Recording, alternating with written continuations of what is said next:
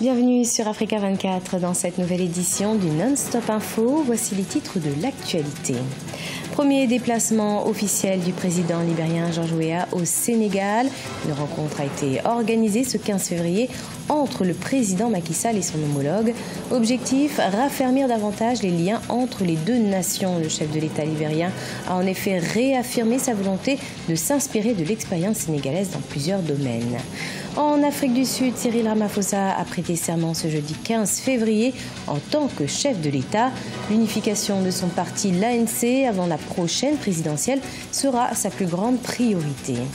Et puis, Andjra Zoel sera-t-il candidat à la présidentielle de 2018 ? C'est ce qui semble se dessiner puisque l'ex-chef président malgache fait son grand retour sur la scène politique. Au Sénégal, le président Macky Sall a reçu ce jeudi 15 février son homologue libérien, George Weah, dans le cadre d'une visite officielle.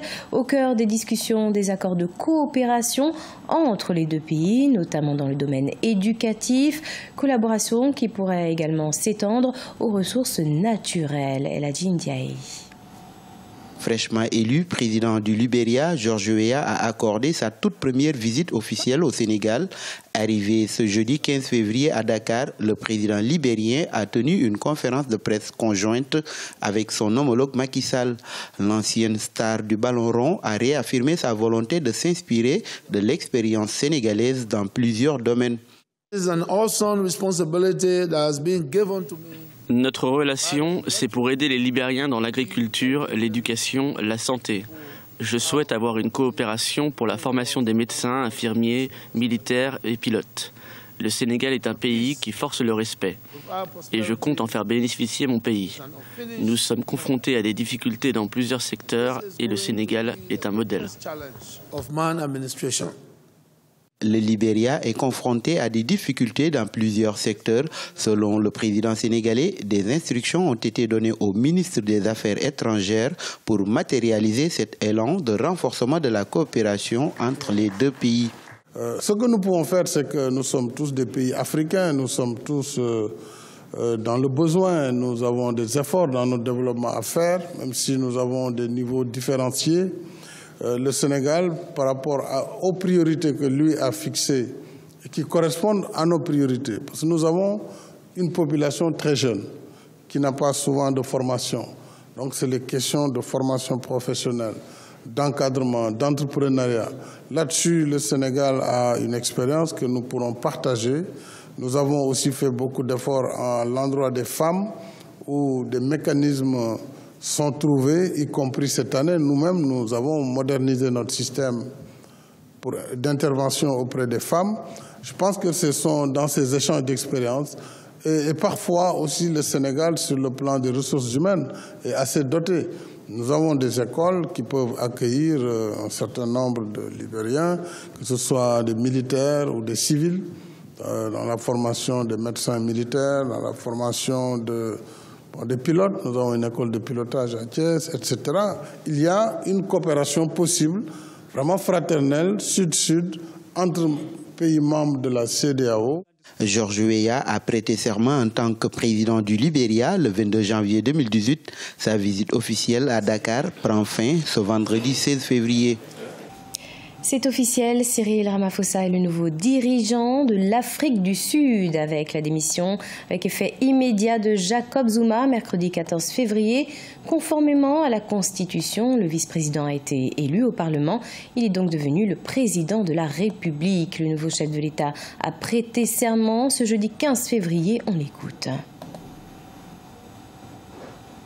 As President of the Republic of South Africa, en tant que président de la République d'Afrique du Sud,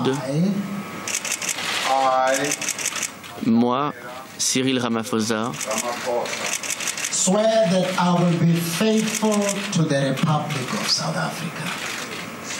Jure que je serai fidèle à la République d'Afrique du Sud. And will obey. J'obéirai, observerai, soutiendrai et maintiendrai la Constitution et toute autre loi de la République.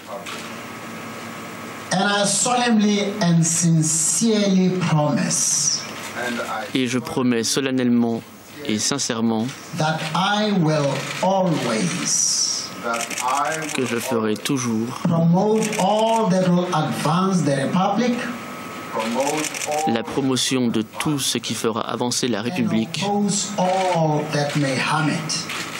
et m'opposerai à tout ce qui pourrait lui nuire. Protect and promote the rights of all South Africans. Protéger et promouvoir les droits de tous les Sud-Africains.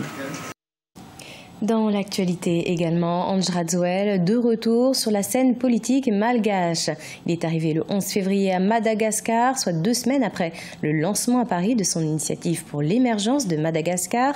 L'occasion pour l'ancien chef d'État de se positionner pour la présidentielle de 2018. On fait le point avec Vina Naudin.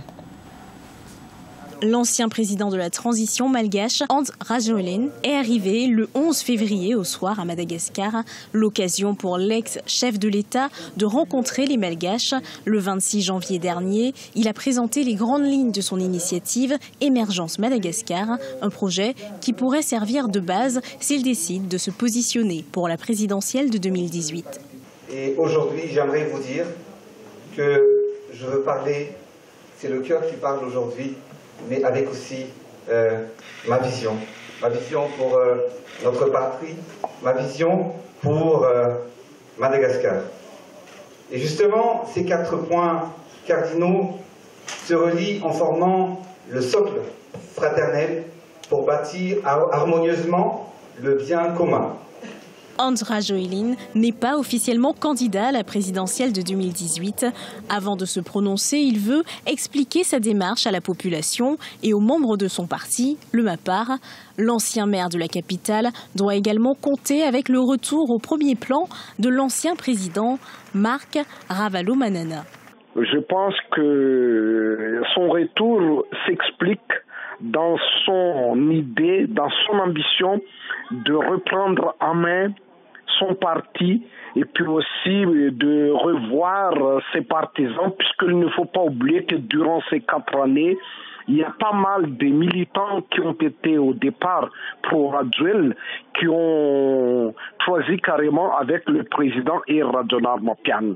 À 8 mois de l'élection présidentielle, seul l'ancien chef de l'État, Marc Ravalomanana, s'est officiellement déclaré candidat. Ange Radzouel rencontrera la population le dimanche 18 février. Il devrait annoncer sous peu s'il décide de se lancer dans la course à la succession de l'actuel chef de l'État, Heri Rajaonary Nyampanine. Au Burkina Faso, la filière légumineuse en pleine expansion. Le gouvernement veut soutenir et développer ce secteur afin d'atteindre l'autosuffisance alimentaire. Pour cela, il entend renforcer la sensibilisation et la formation des producteurs. Reportage Jean-Paul Ouedraogo, notre correspondant au Burkina Faso. Au Burkina Faso, le rôle ou encore l'importance des petites et moyennes entreprises dans l'économie nationale n'est plus à démontrer. Elles contribuent pour plus de 20% au produit intérieur brut du pays. Considérées comme le moteur de la croissance économique, les PME se sont en effet multipliées depuis quelques années et n'ont de cesse à contribuer de par leur potentialité à la création d'emplois. Un développement dû aux incitations fournies par l'environnement institutionnel du pays depuis 2007, notamment par la création du centre de gestion agréé. Nous avons aujourd'hui accompagné, depuis que le CGE est là, des petites entreprises qui ont rejoint le réel normal d'imposition.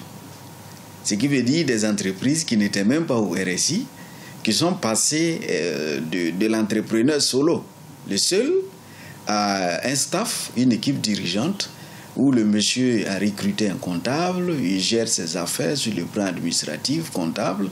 Dans sa mission de rapprocher les petits producteurs des institutions d'appui au secteur privé, le centre de gestion agréé a ainsi pu sensibiliser plus de 14 000 acteurs sur l'importance de l'organisation de leurs entreprises, former 1100 acteurs avec attestation à l'appui sur la gestion comptable et marketing, le management de la petite entreprise, la gestion des ressources financières et du petit crédit. Ces actions coachées par des experts ont du reste permis aux bénéficiaires de prospérer dans leurs affaires. Le coaching permet en ce moment de relever le potentiel entrepreneurial du porteur de projet ou bien de l'entreprise. Il a pour objectif de permettre de rompre avec l'isolement qui est peut-être dans certaines pratiques qui tirent souvent l'entreprise vers le bas et de lui permettre de voir tout son potentiel de développement avec tout l'environnement qui concourt à cela. L'accompagnement du CGA produit quand même des résultats intéressants. Actuellement, nous avons dans notre portefeuille plus de 277 entreprises qui sont accompagnées de façon permanente pour la gestion comptable fiscale et sur les questions organisationnelles. Et ces entreprises-là fréquentent quotidiennement le centre pour avoir non seulement des conseils, s'informer sur des opportunités d'affaires. Aujourd'hui, le secteur privé burkinabé, comme dans la plupart des États africains, est dominé à près de 90% par les petites et moyennes entreprises. 60 000 entreprises étaient répertoriées en 2013 et sont présentes dans toutes les filières et chaînes de valeur de l'activité économique burkinabé. Elles sont entre autres réparties dans les catégories professionnelles que sont l'artisanat, les transports, l'industrie, le BTP et les petits commerces. C'était le journal de la rédaction. Merci de votre fidélité. Dans un instant, une nouvelle édition de l'information sur Africa 24.